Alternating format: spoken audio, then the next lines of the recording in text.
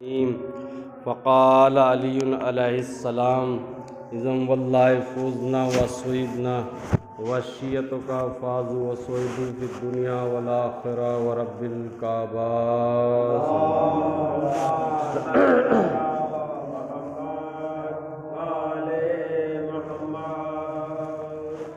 معزز سامعین، روز جمعہ خطبہ اول پند و نصیحت کا سلسلہ جاری و ساری. دعا ہے اس وحدہ لا شریک سے کہ اللہ ہمیں ان تمام باتوں کے اوپر عمل کرنے کی توفیق عطا فرمائے اور ان تمام باتوں کو ہمارے لیے ذریعہ نجات قرار دے.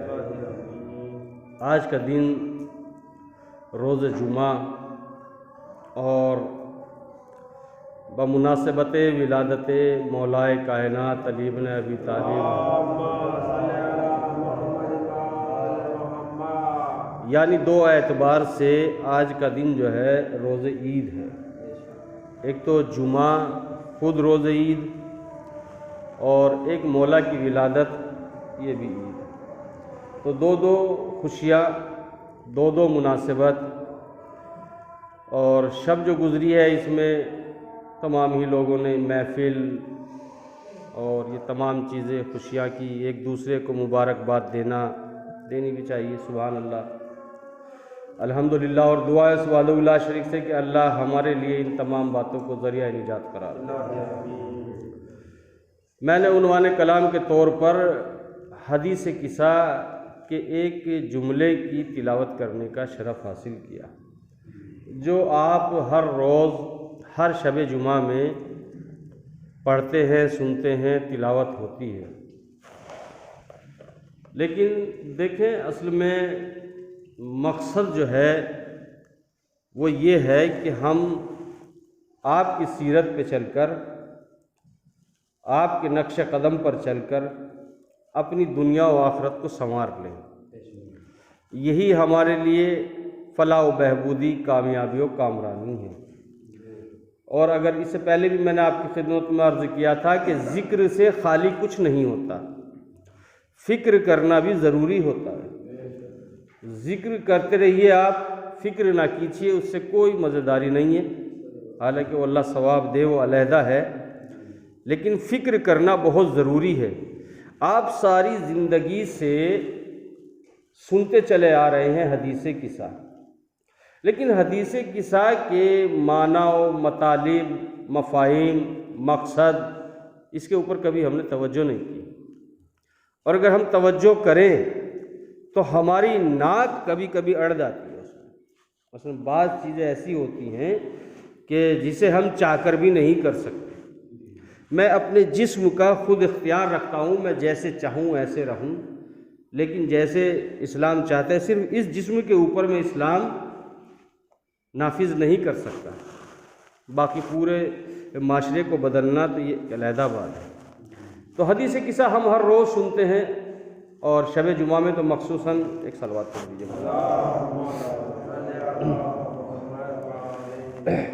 بسم اللہ، ایک صلوات اور پڑھ دیجیے.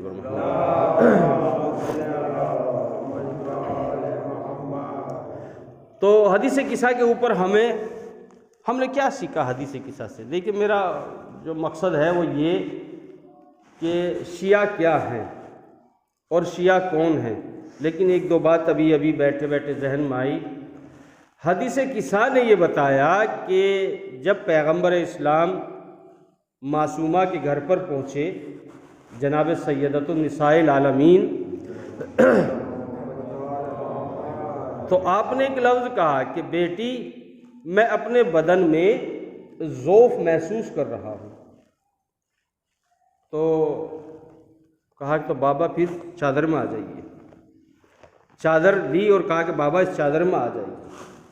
پھر اس کے بعد جو ہے امام حسن آئے. آنے کا طریقہ کیا تھا کہ پہلے سلام کرنا، پھر امام حسین آئے، سلام کرنا. مولائے کائنات خود گھر میں آئے، سلام کرنا. اور پھر سیدہ بھی چادر میں، اور سب پنجتن چادر کے اندر آ گئے. میرا صرف اشارہ کرنے کا مقصد یہ ہے، بہت لمبی گفتگو نہیں، پورے اشرے پڑھے جا سکتے ہیں اس کے اوپر، مجھے تو صرف ایک بات واضح کرنی ہے کہ مولائے کائنات بھی گھر میں اپنی زوجہ کو سلام کر رہے ہیں۔ غور کر رہے ہیں آپ؟ ہم میں سے کوئی ہے ایسا کہ جو اپنی بیوی کو جا کے سلام کر لے، یا کہیں باہر سے آ کے سلام کر لے؟ نہیں، سلام کرنا چاہیے۔ اگر ہم کریں گے سلام تو ہماری ناک کٹ جائے گی، میں نے ابھی کہا تھا نا، ہماری ویلیو ختم ہو جائے گی۔ جبکہ اسلام کیا کہتا ہے؟ اگر خالی گھر بھی پڑا ہوا ہے، کوئی بھی اس کے اندر نہیں ہے، تب بھی سلام کیجیے۔ غور کیا آپ نے؟ ایک صاحب تھے، وہ میرے موبائل سے کہنے لگے، وہ میں نے فون کیا انہیں، اور وہ ان کی بیوی کہہ رہی تھی کہ میری بات کرا دو ذرا اپنے شوہر سے۔ میں نے کہا ٹھیک ہے، میں نے فون ملایا تو انہیں تو یہ معلوم تھا کہ مولانا ہے۔ غور کیا آپ نے؟ اب جیسے انہوں نے دیکھا مولانا کا نمبر تو انہوں نے کہا السلام علیکم، ادھر تھی بیوی، تو کہنے لگے مولانا یہ آپ نے کیا کر دیا؟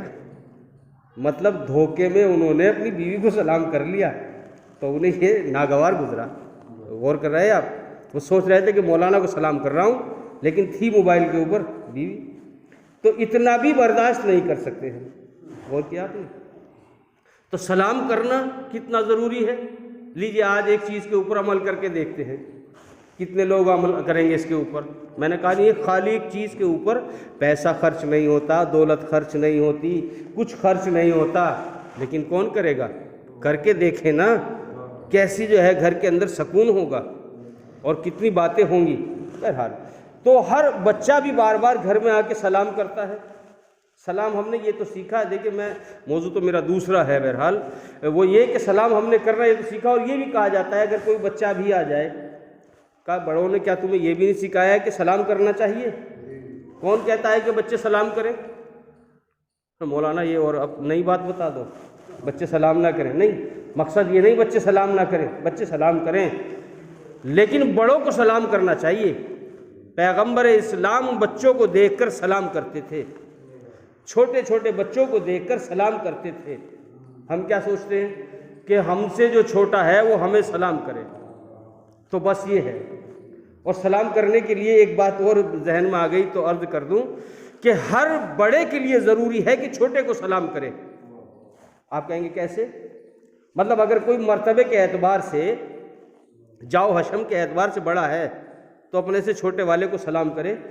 اسلام کہتا ہے کہیں ایسا نہ ہو اس چھوٹے والے کے دل کو اذیت ہو جائے کہ میں چھوٹا ہوں اس لیے مجھے سلام کرنا پڑ رہا ہے، بلکہ حد یہ ہے کہ سلام کا طریقہ تو یہ ہے کہ ہر بڑا چھوٹے کو سلام کرے۔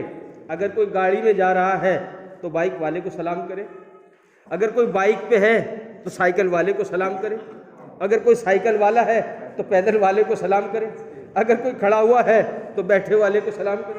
غور کر رہے ہیں آپ؟ یعنی ہر بڑا چھوٹے کو سلام کرے۔ لیکن طریقہ ہم نے کیا بنا دیا اس کا؟ طریقہ یہ بنا دیا کہ غریب کرے، چھوٹا کرے، بچہ کرے، جو مطلب کچھ نہ ہو وہ سلام کرے، اور اگر کسی وجہ سے وہ سلام کر کے نہ گزرے تو بس یہ کہ اسے ادب نہیں آتا، تمیز نہیں آتی، تہذیب نہیں آتا۔ نہیں، سلام کرنے میں کتنی نیکیاں ہیں۔ دیکھیں آپ کریں گے کچھ تو اس کا کچھ نہ کچھ رد عمل ہوگا ہے، اور آپ خالی جواب دیں گے اس میں زیادہ نیکیاں نہیں ہیں۔ 69 نیکیاں جو ہے تقریباً سلام کرنے میں ہے، اور 2 یا 1 نیکی جو ہے یا زیادہ سے زیادہ 10 نیکیاں جواب دینے میں ہیں۔ غور کیا آپ نے؟ تو ہم ان چیزوں کے اوپر متوجہ ہوں، کتنی بڑی بات ہے، کرنا کیا ہے۔ اور مولائے کائنات علی بن ابی طالب علیہ السلام،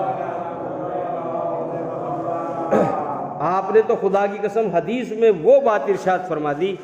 آپ نے کیا کہا کہ اگر تم یہ چاہتے ہو کہ معاشرہ تمہیں سلام کرے، زمانہ تمہیں سلام کرے، تو تم ایسا کرو لوگوں کو سلام کرنا شروع کر دو، پھر لوگ تمہیں خود بخود سلام کریں گے۔ اور اگر میں اس امید میں ہوں نا کہ میں مولانا ہوں، لوگ مجھے سلام کریں، ٹھیک ہے ہوں گے اپنے آپ میں مولانا، لیکن کچھ نہیں، میرا سلام کا ایک مرتبہ ہے۔ تو حدیث قصہ ہم ہر شب جمعہ میں پڑھتے ہیں، سنتے ہیں، اور ہونی بھی چاہیے۔ تو اس کے اوپر عمل کیا کیا ہم نے؟ اگر ہم نے عمل نہیں کیا تو یہ ذکر ہو گیا خالی، اور خالی ذکر میں وہ بات نہیں ہے۔ جو فکر کے اندر بات ہے. فکر اگر ہوگی، غور کریں گے، تدبر، تفکر، اس کے اوپر سوچیں گے کہ کیا چیز ہے یہ، تو تبھی تو ہوگا. تو حدیث کسا کے اندر تقریباً 4 مقامات پر جو ہے لفظ شیعہ آیا ہے. شیعہ لفظ آیا ہے کہ شیعہ کامیاب ہیں. مولا کائنات نے کہا کہ فقال علی علیہ السلام اذم واللہ فزنا و سوئدنا و کذالک شیعتنا فازو و سوئدو رب الکعبہ. مولا کائنات کہتے ہیں کہ قسم خدا کی کامیاب ہو گئے ہم، اور ہمارے شیعہ بڑے خوش ہو گئے، ہم بھی ہمارے شیعہ کامیاب ہو گئے. ٹھیک. پھر دوسری مرتبہ کہا کہ جب شیعوں کے درمیان میں یہ پڑھی جائے گی تو ان کی دعا قبول ہوگی. پھر ایک جگہ رسول اللہ نے کہا کہ یہ ہمارے شیعہ جب اس بات کو سنیں گے تو وہ کامیاب ہو جائیں گے. مطلب کل ملا کر تقریباً 4 مرتبہ کہا، اور یہ بھی کہا کہ فی الدنیا والآخرہ، دنیا میں بھی کامیاب، آخرت میں بھی کامیاب. کون؟ شیعہ. میں بھی خوش، آپ بھی خوش، وہ بھی خوش، فلاں بھی خوش، ہم کامیاب. ہمارے لیے کہا گیا، ہم ہی سرفراز، ہم ہی سب کچھ ہے، ہمارے لیے کہا گیا. لیکن شیعہ کی جو کیٹیگری ہے، کیا اس کے اوپر ہم اتر رہے ہیں؟ جو شیعہ کہا گیا ہے، شیعہ کہتے کسے ہیں؟ ہم نے تو خالی یہ بات سوچی ہے نا. خود مولائے کائنات کے پاس آیا. بس ایک لفظ، ایک بات بتا کر بات تمام کروں گا، وہ یہ کہ انشاءاللہ سلام کے اوپر بھی اور اس کے اوپر بھی آگے بولیں گے. کبھی سامنے آیا اور آنے کے بعد کیا کہتا ہے؟ مسجد کوفہ میں آپ بیٹھے ہوئے ہیں، کہا یا علی میں آپ کا شیعہ ہوں. مولا نے کہا کہ نہیں، تو ہمارا شیعہ نہیں ہے. تو پھر کہتا ہے نہیں یا علی میں آپ کا شیعہ ہوں. مولا کہتے ہیں اگر تو ہمارا شیعہ ہوتا تو پلٹ کر یہ لفظ نہ کہتا. جب ہم نے منع کر دیا تو کر دے، چپ ہو جا. یعنی یہ بات بہت بڑی بات ہے. جو کہہ دیا، وہ تندور والی بات ہے نا، کہا کود جاؤ، تندور کے اندر کود جاؤ، تو بس کود جاؤ. اب یہ نہیں سوچنا جلیں گے، پھکیں گے، مریں گے، بچیں گے. جب امام کا حکم ہو گیا تو بس کود جاؤ. کہہ دیا تو کر دو اس کام کو. یہ نہیں کہ اس کے اندر کہ کیوں، کیسے، چرا، کیا ہوگا، کیا نہیں ہے. یہ چیزیں، یہ صرف اس چیز کے لیے ہے کہ جو حکم دے دیا وہ. تو امام کیا کہتے ہیں؟ کہا کہ میں نے تجھے کہا تو ہمارا شیعہ نہیں ہے، اور تو اصرار پہ اصرار کر رہا ہے. لیکن پھر لفظ پلٹ کے کہتا ہے کہ نہیں یا علی میں آپ کا شیعہ ہوں. مولا کہتے ہیں کہ تو ہمارا شیعہ نہیں ہے، تو جانتا نہیں میں مظہر العجائب ہوں. میں چاہوں تو تیری ساری باتیں بتا سکتا ہوں، تو ہمارا شیعہ نہیں ہے. کہتا تو یا علی بتائیے. کہا کہ تو ہمارا شیعہ نہیں ہے، بلکہ تیری بیوی جو ہے وہ ہماری شیعہ ہے. کہا کیسے؟ بتائیے کیسے؟ کہا کہ تیری بیوی بیمار ہو گئی، تو اس نے کہا کہ علی کے پاس جاؤ اور جا کر ان سے میرے لیے شفا کی درخواست کرو. تو نے یہ کہا تھا کہ دنیا کے حکیموں کے پاس چلا جاؤں گا، دنیا کے طبیبوں کے پاس چلا جاؤں گا، دنیا کے ڈاکٹروں کے پاس چلا جاؤں گا، لیکن علی کے پاس نہیں جاؤں گا. اور جب دنیا کی ہر جگہ سے تو مایوس ہو گیا اور وہ لا علاج ہو گئی اور موت اس کے نزدیک ہے، پھر تیری بیوی نے کہا تجھ سے کہ جا چلا جا، ان کے ہاتھ میں موت اور حیات ہے، تو اب تو چل کر ہمارے پاس آیا، تو ہمارا شیعہ نہیں ہے. تو پھر کہتا پھر کیا کیجئے گا؟ کہا تو جا تیری بیوی کو شفا ہو گئی. کہا شفا ہو گئی؟ کہا ہاں. کہا دوا تو دی نہیں آپ نے؟ کہا یہی تو بتا رہا ہوں تو ہمارا شیعہ نہیں ہے. اگر تو ہمارا چاہنے والا ہوتا، ہماری اتباع کرنے والا ہوتا، تو دوا نہ مانگتا، تجھے شفا مل گئی، کافی ہے. اور وہ اور ہے کہ جو دوا دے کے شفا دیتے ہیں. ہم دوا سے شفا نہیں کرتے، ہم جب کہہ دیتے ہیں تو ہو جاتا ہے. اور کیا آپ نے دیکھیں شفا انسان کو مل جاتی ہے. میرے ذہن میں نہیں کہ میں نے یہ بات آپ کی خدمت میں عرض کی یا نہیں. ایک شخص تھا کہ اسے شیعہ کی فہرست بتا رہا ہوں کہ اور کیا عمل کرنا چاہیے اور ہمارے کیا عمل ہے. اس کے پیر کے اوپر جو ہے پھوڑا ہو گیا ران پہ. دعا کی تمام دعا کرتا گیا لیکن شفا نہیں ہوئی اسے. آخر میں کربلا پہنچا. کربلا جانے کے بعد میں اس نے دعا کی لیکن کوئی شفا نہیں ہوئی.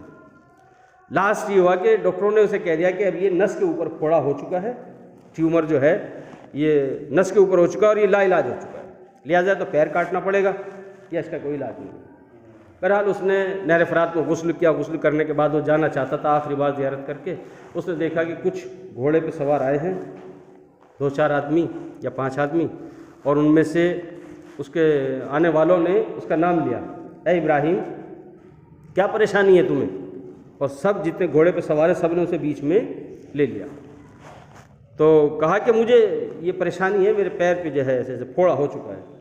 تو بتاتے ہیں کہ گھوڑے پہ بیٹھے بیٹھے ایک گھوڑ سوار نے ہاتھ پکڑ کے اوپر کھینچا، اور کھینچنے کے بعد اس کے پھوڑے کے اوپر ہاتھ رکھ کے دبایا، اور پھر اس کے بعد کہا کہ اب دیکھو، تو بتاتا ہے کہ اب جو میں نے دیکھا تو پھوڑے کا نشان بھی نہیں تھا، شفا ہو چکی تھی۔ صلوات پڑھیے، اسے مکمل طور پر شفا ہو چکی تھی۔ تو اب وہ گھوڑے سے جیسے اسے نیچے اتارا تو اس نے سوال کیا، کون؟